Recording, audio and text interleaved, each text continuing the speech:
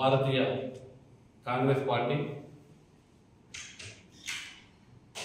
జై బాపు జై భీమ్ జై సంవిధాన్ అనే కార్యక్రమాన్ని చేపడుతూ ఈ యొక్క కార్యక్రమాన్ని గల్లీ నుంచి ఢిల్లీ దాకా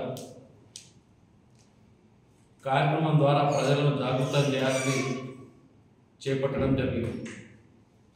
మీ అందరికీ కూడా తెలుసు, గత 11.5 సంవత్సరాలుగా భారతీయ జనతా పార్టీ అధికారంలోకి వచ్చిన తర్వాత మనలోని ఐక్యతను, మనలోని విభేదాలను సృష్టిస్తూ మన రాజ్యాంగ విలువలకు తిలోదకాలిస్తూ మౌలిక సూత్రాలు ఉన్నటువంటి రాజ్యాంగంలో ఏవైతే మౌలిక సూత్రాలు అవన్నింటినీ కూడా పక్కన పెడుతూ అధికార దాహంతో ఎప్పుడు అధికారంలో రావాలని ప్రజల్లో విభేదాలు సృష్టిస్తూ ఏదైతే భారతీయ జనతా పార్టీ చేస్తుందో దాని నుంచి భారతదేశాన్ని కాపాడాలా, రాజ్యాంగ సూత్రాలను కాపాడే ఉద్దేశంతో కాంగ్రెస్ పార్టీ జై బాపు జై భీమ్ జై సంవిధాన్ అనే కార్యక్రమాన్ని చేపట్టడం జరిగింది. జై భీమ్ జై సంవిధాన్ అనే ప్రోగ్రాంకి ఈ పాల్గొండ నియోజకవర్గానికి యువ నాయకుడు, రాష్ట్ర ఎన్ఎస్సీ అధ్యక్షులు, ఎమ్మెల్సీగా బల్గూర్ వెంకట్ గారిని ఇన్ఛార్జ్గా కాంగ్రెస్ పార్టీ పాల్గొండకు పంపించడం జరుగుతుంది. మరి వారి ఆధ్వర్యంలో ఈ యొక్క యాత్రను పాదయాత్రల ద్వారా ప్రజలందరూ కూడా జాగృతం చేస్తామని ఈ ప్రోగ్రాం ఉదయం 2-3 గ్రామాలని పాదయాత్ర ద్వారా కంప్లీట్ చేసుకున్న తర్వాత మరి సాయంకాలం కూడా 2 గ్రామాల్లో 3 గ్రామాల్లో ఆ గ్రామాల సైకిల్ బట్టి ఆ మండల అధ్యక్షుల ఆధ్వర్యంలో నిర్ణయించబడుతుంది.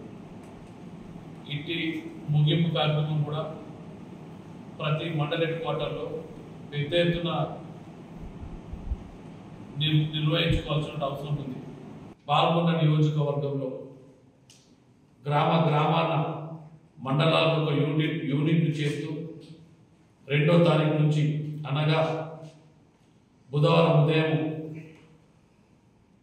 8 గంటలకు ప్రతి మండలంలోని ఆ పార్టీ క్యాడర్ కూర్చొని నిర్ణయించిన గ్రామంలో పాదయాత్ర చాలు చేయడం జరుగుతుంది.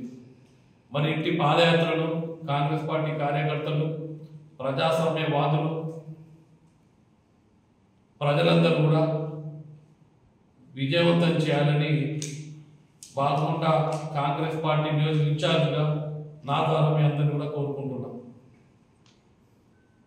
భేదాలు పోవాలా, మనందరం ఐక్యత ఉండాలా, మన రాజ్యాంగం వర్ధిల్లాలంటే కూడా ప్రజలందరూ ఐక్యత ఉండాలని కోరుకుంటూ ఈ యొక్క ప్రోగ్రామ్ని ఏదైతే కాంగ్రెస్ పార్టీ ఈ పిలుపునిచ్చిన ప్రోగ్రామ్ని విజయవంతం చేయాల్సిందిగా బాల్కొండ ప్రజానీకానికి విజ్ఞప్తి చేస్తున్నాం.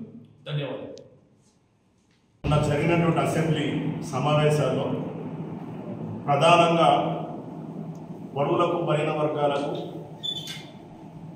స్థానిక సంస్థలు కానీ పార్టీలో కానీ ప్రతి ఒక్క దాంట్లో 42% రిజర్వేషన్ బిల్లును ఆమోదించినందుకు బాల్కొండ నియోజకవర్గం కాంగ్రెస్ పార్టీ తరఫున ప్రత్యేకంగా ప్రభుత్వానికి, గౌరవ ముఖ్యమంత్రి గారికి, మంత్రివర్గానికి ధన్యవాదాలు తెలుపుతున్నాం.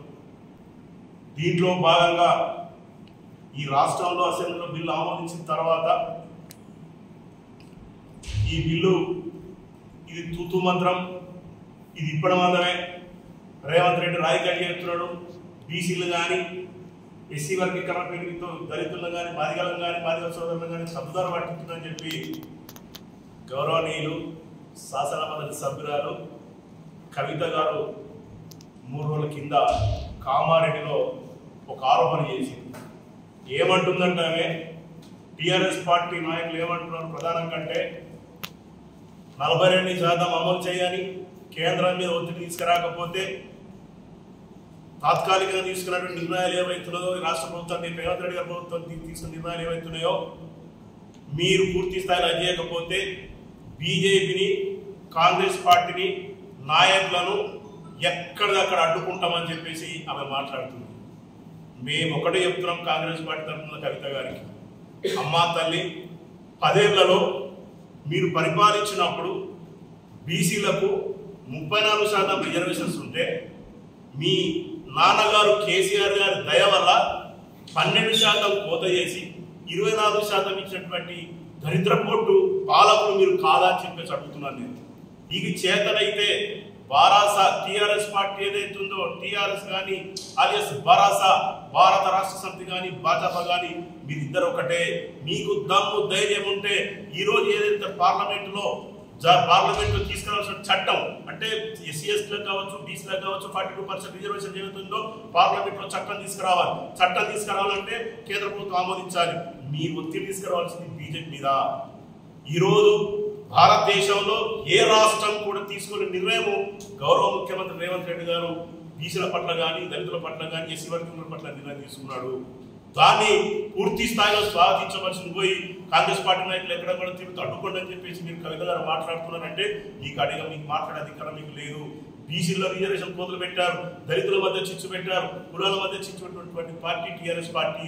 మీకు బీసీల పట్ల ఏ మాత్రం చిత్తశుద్ధి ఉన్నా 42% రిజర్వేషన్ పార్లమెంట్ ఆమోదించడం కానీ కేంద్ర ప్రభుత్వం మీద ఆమోదించడం తీసుకొచ్చే విధానం ఏదైతుందో భారతీయ జనతా పార్టీ మీద నరేంద్ర మోడీ గారి మీద పార్లమెంట్ సభ్యుల మీద మీకు ఒత్తిడి తీసుకురావాలని చెప్పేసి నేను కోరుతున్నా.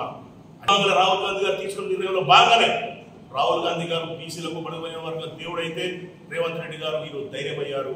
ఆ ధైర్యం ఈ రోజు రాష్ట్రంలో 28 రాష్ట్రాల దాంట్లో ఒక తెలంగాణ రాష్ట్రంలో తీసుకోవడం జరిగింది. మిగతా రాష్ట్రాల్లో కూడా నిర్ణయం తీసుకోవాలని చెప్పేసి బీసీలకు 42% రిజర్వేషన్స్ ఏవైతుందో పూర్తి స్థాయిలో చట్టబద్ధంగా తీసుకోవాలని చెప్పేసి నేను కోరుతున్నా.